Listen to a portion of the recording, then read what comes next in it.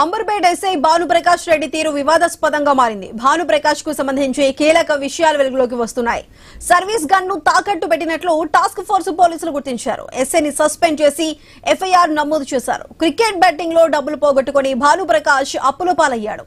ఏపీలో గ్రూప్ 2 ఉద్యోగం వచ్చిందంటూ డ్రామా ఆడాడు. అప్పులు తీర్చేందుకు అడ్డదారులు తొక్కినట్లు విచారణలో తేలింది. ఆర్థిక కారణాలతో రివాల్వర్ ను అమ్ముకుని ఉంటాడని అనుమానిస్తున్నారు. ప్రస్తుతం భానుప్రకాష్ టాస్క్ ఫోర్స్ పోలీసుల అదుపులో ఉన్నాడు.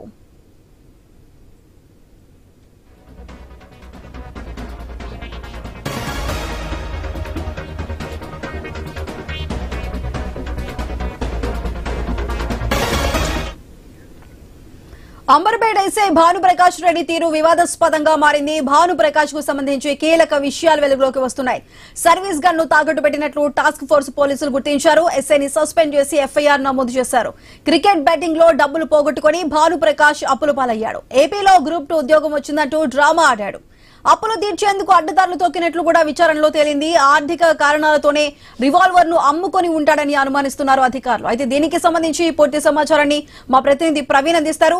ప్రవీణ్, చెప్పండి, ఎస్ఐ భానుప్రకాష్ చేసిన ఈ సంఘటనకి సంబంధించి అధికారులు ఎటువంటి చర్యలు తీసుకోబోతున్నారు? అయితే మనం చూసుకుంటే వరుసగా పోలీస్ శాఖలో జరుగుతున్నటువంటి ఘటనలు కలవర పెడుతున్నాయి. అయితే ఆ చట్టాన్ని కాపాడుతున్న వాళ్ళే తమ చట్టాన్ని ఉల్లంఘించే స్థితికి చేరడం కూడా ఆ యొక్క సమాజానికి కూడా ఆందోళన కలిగిస్తుంది. ముఖ్యంగా ఆన్లైన్ బెట్టింగ్ యాప్ లో బారిన పడుతూ భారీగా డబ్బులు పోగొట్టుకుంటున్నట్టు నిరాశలో ప్రాణాలు తీసుకునే ఘటనలు కూడా పెరుగుతున్నాయి. గతంలో చూసుకుంటే కనుక వారం రోజుల క్రితమే ఏదైతే మధురానగర్ పిఎస్ లో మరొక ముందే మధురానగర్ పిఎస్ లో కూడా బెట్టింగ్ యాప్ లకు పాల్పడి ఒక కానిస్టేబుల్ ఆత్మహత్య చేసుకున్నారు. ఆ తర్వాత చూసుకుంటే కనుక అంబర్పేటలో ఆ యొక్క ఎస్ఐ తీరు మొత్తం తీవ్ర చర్చాంతర్యంగా మారింది.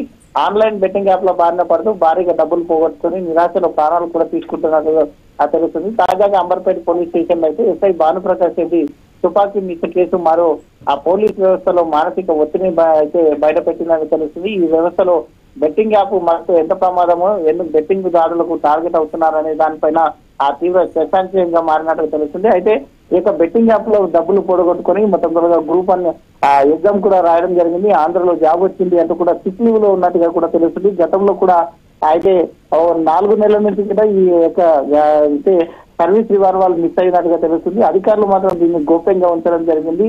అయితే పై అధికారులు కూడా దీనిపైన ఇంకా వాళ్ళ దృష్టికి వచ్చిన నేపథ్యంలో దానిపైన సరైన దర్యాప్తు చేపడుతున్నామంటూ కూడా చెప్తున్నారు. సరైన విచారణ జరిపిన తర్వాత అది గన్ ఏ విధంగా మిస్ అయింది, ఎక్కడ తాకట్టు పెట్టాడు అనే కోణం లోపల కూడా ఇంకా దర్యాప్తు చేస్తున్నాము అంటూ కూడా చెప్తున్నారు. పై అధికారులు మాత్రం ఖచ్చితంగా దీనిపైన వివరణ కూడా తీసుకుంటున్నాం.